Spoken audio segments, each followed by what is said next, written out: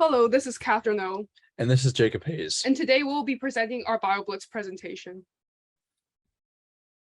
The invertebrate we use for our project is the yellow garden spider, scientific name Argiope ariantia. The garden spider uses a venom harmless to humans to capture its prey, which consists of flies, bees, and other small insects. Male garden spiders initiate courtship by plucking on the female's web, and female garden spiders lay one or more egg sacs on their web, which then hatch around late summer to early autumn, though they may hatch in spring if they live in a particularly cold area. Males die almost immediately after mating, while females can live up to several years afterwards if the temperature is warm enough. They help to keep insect populations in balance in local ecosystems. Otocoileus virginiensis, also known as the deer, is our next animal, or next organism, I should say. A typical deer's diet consists of grasses, vegetation, acorns, and nuts. Deers reproduce through sexual reproduction with internal fertilization, and they have a gestation period of 200 to 250 days. They have 70 chromosomes in total.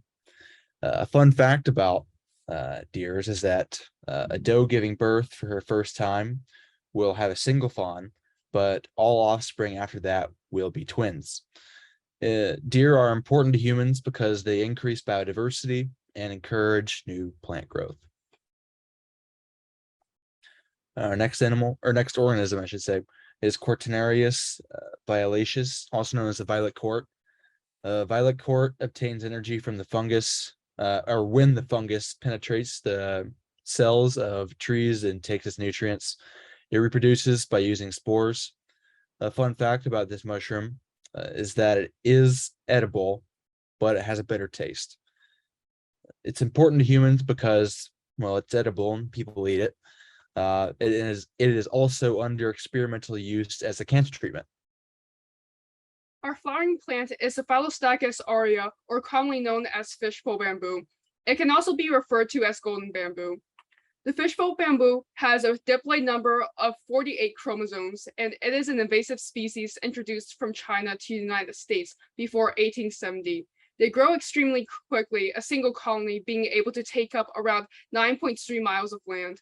The bamboo also hosts a fungus that can cause the disease histoplasmosis, which can be fatal in serious cases or if left untreated. Our next organism is Bryophyta, which is also commonly known as moss. Unsurprisingly, moss diet consists of light and carbon dioxide, as it is a photosynthetic organism. Bryophyta can reproduce sexually and asexually. A fun fact about Bryophyta would be that it is found on all 7 continents. Bryophyta is important to humans because it helps to initiate soil fermentation on barren terrain, and they help recycle nutrients in forest vegetation. Some of our experiences with identifying these organisms included the fact that, well, it was harder to identify certain organisms more than others. The easiest organism to identify was Bryophyta, which is moss, just simply because there's so much of it. The hardest organism to identify was Cortinarius violaceus, which is also known as the violet court. It was the hardest since it's a relatively rare fungi. The advice that I would give to scientists trying to complete an environmental catalog of a new environment would be to be patient and thorough in their search for organisms and their process of identifying them. As mentioned earlier, fishbowl bamboo is an extremely dangerous invasive species that can disrupt entire ecosystems due to its rapid growth rate, and most cases of the species stem from accidental spread of the bamboo's rhizomes into an area.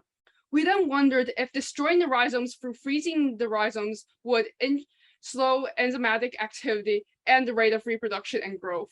Our hypothesis was that freezing the rhizomes of fishbowl bamboo would greatly affect the rate of reproduction and development.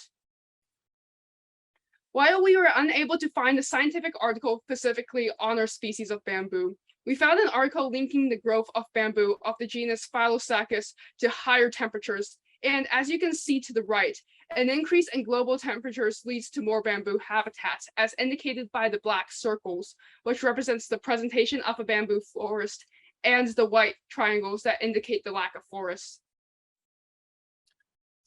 So the outline of our experiment first starts off with, we're going to place one group of rhizomes, which are composed of around 20 to 30 per group, in a freezer at 0 degrees Celsius overnight. One group for 3 days and one group for a week. One group will also be left at room temperature to act as the control group. We will plant groups in plots and expose them to the same amounts of sunlight, water, temperature, nutrients, etc. We'll monitor growth every 2 weeks for a year. If our hypothesis is correct, the rhizomes that were frozen for the longest period of time will have the slowest growth rate.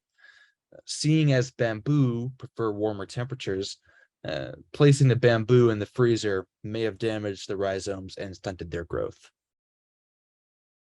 And here are we're excited.